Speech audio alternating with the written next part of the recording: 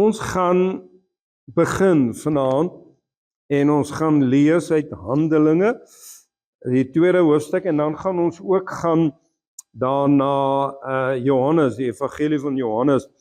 Nou, ek lees uit Handelinge 2, so 4 of 5 verse, en toe die dag van die Pinksterfees aangebreek het, was hulle almal eendragtig by mekaar. Dis ook baie belangrik. En daar kom skielik uit die hemel 'n geluid soos van 'n geweldige rukwind, en dit het die hele huis gevul waar hulle gesit het. Toe is deur hulle tonge gesien, soos van vuur, wat hulle self verdeel en op elkeen van hulle gaan sit. En hulle is almal vervul met die Heilige Gees en het begin spreek in ander tale, soos die Gees aan hulle gegee het om uit te spreek. En dan gaan dit aan daar, en dan sê dit, daar was Jode op daai tyd daar gewees van oral oor, wat ander plekke en ander tale gepraat, en hulle kon te hoor wat gesê word en was.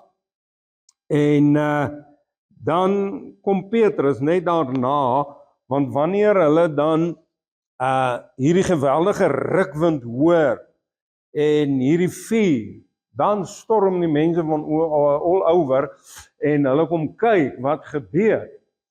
En dan gaan Petrus uit, hy storm dan uit, en hy sê vir hulle, hoor die mense, dit wat nou hier gebeur, is wat die Here beloof het deur die profeet Joël, dat hy gaan sy gees uitstort. En hy sê, dit is presies nou wat hier gebeur, en dan kom 3000 mense tot bekering. So, dan moet ons eintlik verstaan, die groot doel van die Heilige Gees, is om die evangelie uit te dra. Dis om ons getuies te maak. Dis sê om vir ons meer vrymoedigheid te gee. Engelse woord, more boldness te gee.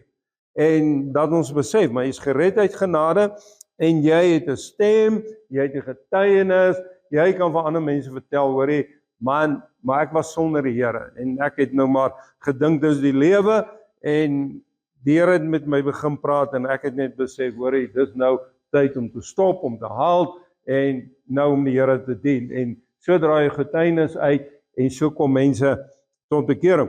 Nou baie mense, baie kerke, baie mense, het die siening, dat dit het gestop, die tale spreek, het gestop.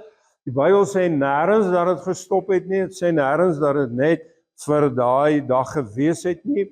Inteendeel, as ons Handelinge lees, dan sien ons waar Paulus dan die hele Asië, Europa deurgaan, kerke plant, dan leer hy vir die mense, julle moet op bekering kom, en dan moet julle gevul word met die Heilige Gees en gedoop word.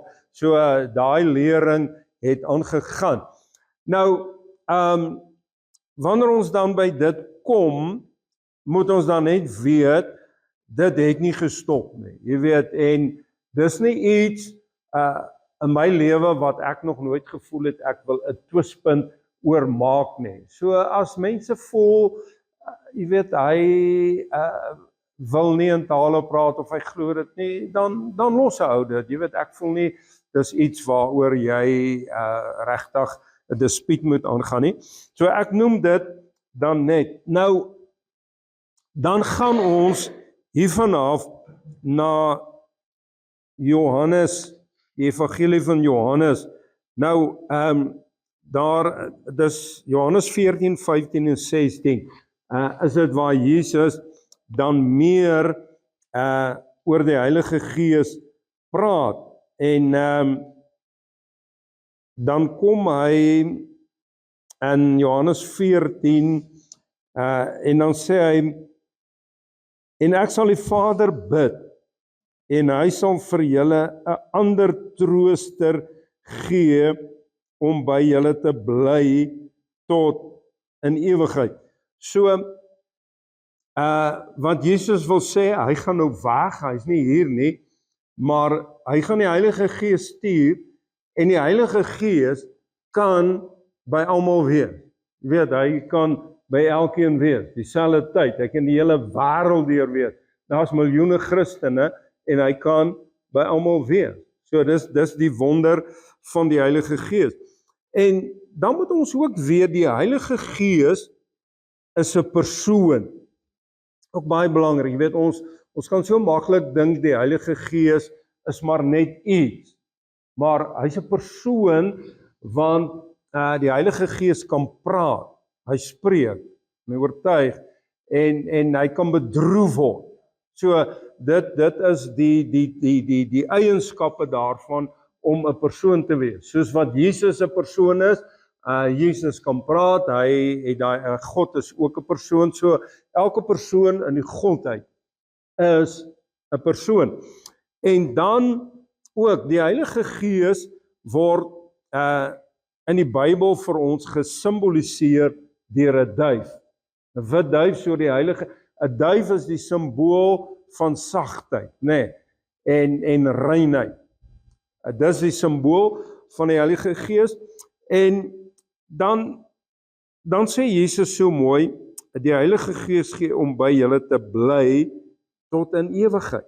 En dis so wonderlik. Daar's tye wat 'n mens die Heilige Gees baie intens sal ervaar, baie naby sal ervaar, en as dit tye wat jy voel hy's nie so naby nie. Maar dit is nie regtig so nie, want ons is baie keer op gevoel ingestel. Hy is steeds by jou. Hy is steeds met jou. En ek gaan nog vir ons 'n paar versies lees om dit duidelik te maak. Die 17de vers van Johannes 14 sê, en die Gees van die waarheid wat die wêreld nie kan ontvang nie, omdat dit hom nie sien en hom nie ken nie, maar julle ken hom, dis die Heilige Gees, omdat hy by julle bly en in julle sal wees. En dis vir my die kern van die Heilige Gees. Jy weet, daar's so baie wat ons kan sê oor die Heilige Gees. Mens kan letterlik 'n hele paar lesings, preke daaroor, maar vir my is die Heilige Gees is by elkeen van ons. As jy jou hart vir die Here gee, dan is die Heilige Gees by jou, hy's ook in jou. Want Paulus kom en hy sê, weet julle dan nie dat julle 'n tempel is van die Heilige Gees en die Heilige Gees in jou woon nie. So dis die skrif wat die skrif vir ons leer. En dan gaan hy verder in vers 26 en hy sê, maar die Trooster, die Heilige Gees wat die Vader in my naam sal stuur, hy sal julle alles leer en sal julle herinner aan alles wat ek vir julle gesê het.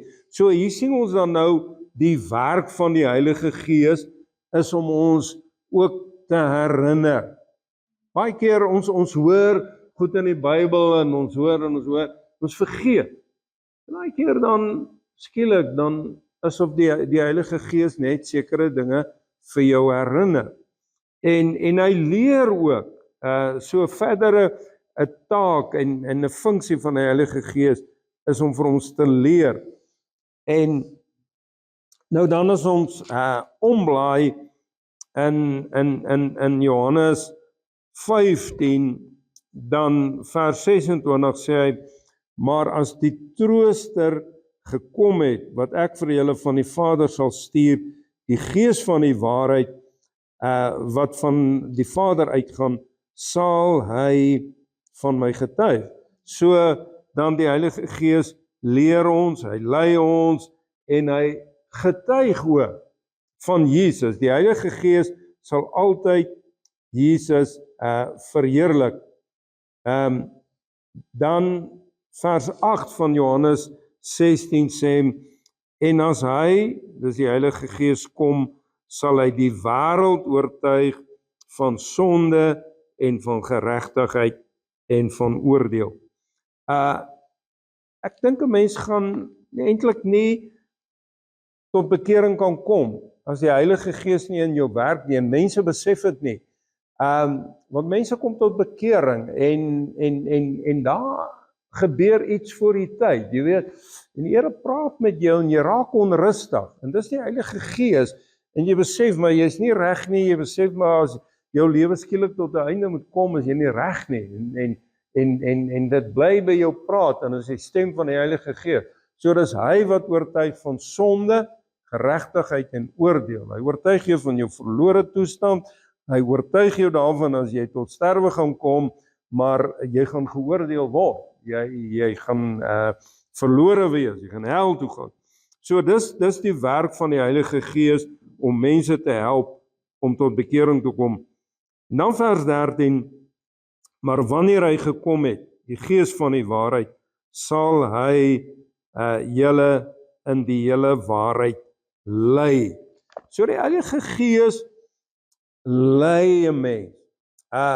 Die Heilige Gees sal 'n mens nooit forceer nie. Hy sag, hy sensitief, hy lei 'n mens. En dis hoekom mense baie keer, die Bybel praat daarvan, jy raak verhard, want die Heilige Gees praat met jou, en hy wil jou verander, en dan druk hy op sekere goed, en dan hou jy maar aan nee sê, of dit ignoreer, jy weet. Maar die Heilige Gees wil mens altyd lei. Hy wil jou lei in die waarheid, hy wil jou lei na 'n lewe wat vir God behaag en tevrede maak. Nou, die Heilige Gees word ook vir ons gesimboliseer deur wind. Jesus het gesê, elkeen wat uit die Gees gebore word, is soos die wind. Jy weet nie waarvan die wind kom nie, jy weet ook nie waarheen hy gaan nie, né? En dis hoe God se Gees werk. Jy weet nie regtig eintlik, hy begin net werk en beweeg, en so werk hy en hy lei vir 'n mens. Dan word die Heilige Gees voorgestel deur 'n vuur. Op Pinksterdag het hy gekom in die vorm van 'n vuur. Hy word ook gesimboliseer deur reën en deur water. Jesus het gesê, as iemand dors het, laat hom na my toe kom en laat hom drink. Die water wat ek vir hom gee, gaan word in hom 'n fontein van lewende water. Nou, al hierdie beelde beeld vir ons uit die Heilige Gees. En al wat dit eintlik vir ons wil sê, van ons kant moet 'n begeerte wees. Jy weet, as iemand dors het, wat gaan jy doen? Om water drink, nee? Iemand vir jou 'n glas water sit en jy's dors, jy gaan hom daar los en sê nee, okay, môre nie. Jy gaan hom vat en jy gaan hom drink. En wanneer 'n mens hierdie geestelike dors het, en dan moet 'n dors by 'n mens kom. En dit is wat die Here vir ons wil gee, dis Pinkstertyd. En miskien kan ek net hierdie een punt probeer duidelik stel, né?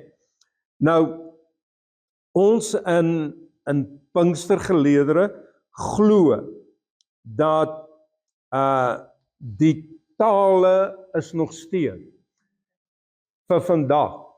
En miskien om dit bietjie duidelik te maak, want ek het al baie in my lewe gesien, dan is daar mense wat nog nie in tale gepraat het nie, en dan later voel hulle, maar hulle is dalk miskien nou nie sulke goeie Christene nie. Dis hoekom dit nie gebeur nie. En dit moet ons nooit dink nie. Ek sien dit so. Jy's 'n kind van die Here, God laat sy Gees in jou inkom, en jy's vol, maar wanneer jy in tale praat, is dit vir my, jy loop oor, want jy begin dan praat, so dis daai oorloop. Nou, nêrens in die Bybel sê dit ook, as jy nie in tale gepraat, gaan jy nie hemel toe nie. So ek wil dit net baie duidelik maak, jy weet, maar in dieselfde asem, wil ek sê, bid vir die spreuke in tale, dit gaan jou versterk in jou geestelike lewe, en is 'n gebedstaal ook, wanneer Paulus in die Korintiërs gemeente kom, nou die gemeente het baie dinge nie verstaan nie, hy het baie hoofstukke vir hulle geskryf, oor vreeslik baie dinge, hy skryf oor die huwelik, hy skryf oor afgodsoffer en hy skryf verskriklik baie goed want die mense daar was baie verward maar hulle wil graag leer. En dan sê hy vir hulle dat wanneer jy in 'n taal bid, is dit 'n taal wat God verstaan. Jy spreek verborgenhede met God. So dis baie belangrik. Ek wil regtig ook sê dit is baie belangrik, dit help jou in jou gebedslewe, dit help jou om te groei. En ja, jy weet, toe ek byvoorbeeld, laat ek sê klompie jare terug, toe ek nou nog jonk was, in daai tyd, was dit wat in die kerke wêreld was, dan het jy nou maar gekry, die gereformeerde kerke het baie sterk eintlik hierdie siening gehad, tale bestaan nie, en die mense wat in tale glo, hulle is 'n sekte. Dit was maar hoe dit sterk geglo was. En vandag het dit baie verander. In alle kerke sal jy mense kry wat vir jou sal sê, hoorie maar, ek praat in tale. So die sending hieromtrent het geweldig baie verander. So ek wil net sê, en dan selfs ook binne kerkgeleerdere, sal jy kry, baie mense is gedoop in die Heilige Gees, praat met tale, en ander nie. Nou, ja, en daar is baie mense wat sê, ek bid nog steeds om met tale te praat, dan is daar ander wat sê, maar ek voel ek is 'n kind van die Here, ek is heeltemal tevrede met my ervaring, dat die Heilige Gees in my en by my.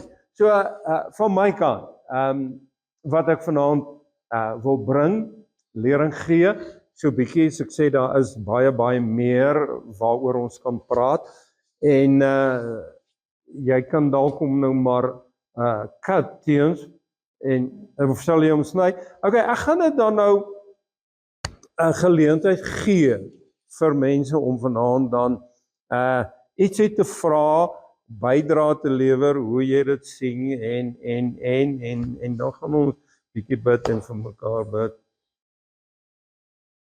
Okay, dis oulik ook om bietjie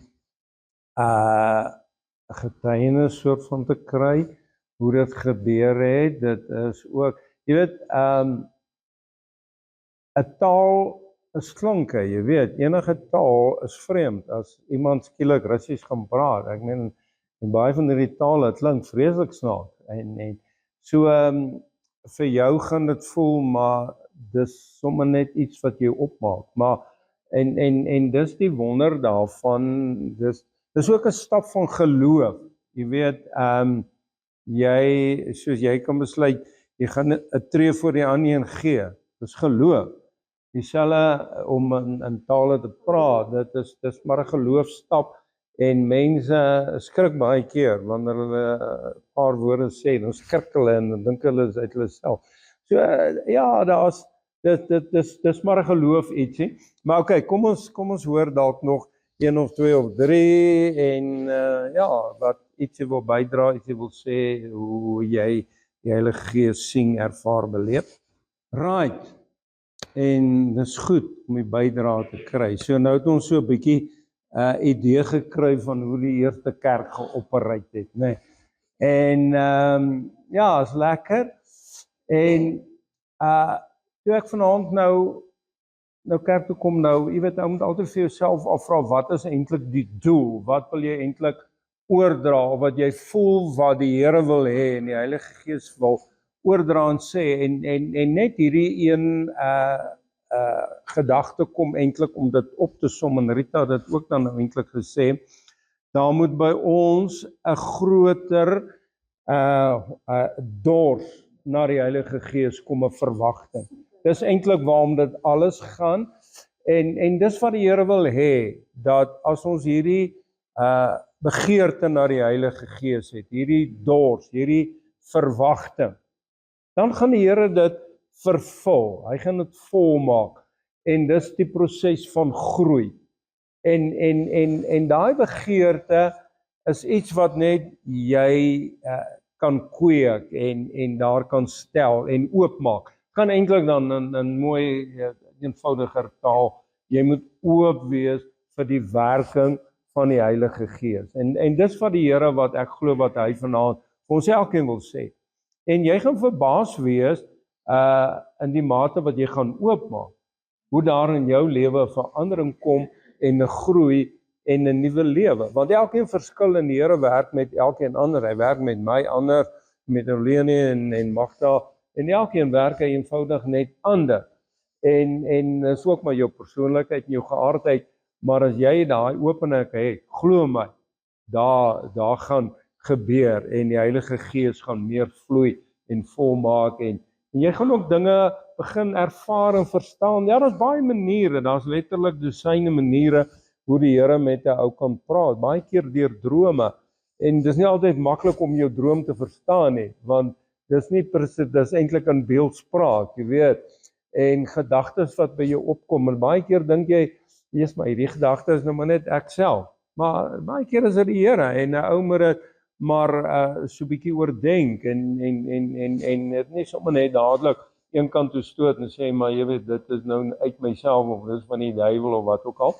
En dis hoe die Here met jou praat, en hoe meer 'n mens ingestel raak, hoe meer kan die Here met jou praat en deel en jou volmaak en vat op hierdie pad van geestelike volwassenheid. Ons groei almal. Ek het baie om te groei en om te leer. En so elkeen van ons het eenvoudig net baie om te groei. En ja, ons groei deur die woord en dan groei ons deur die Gees.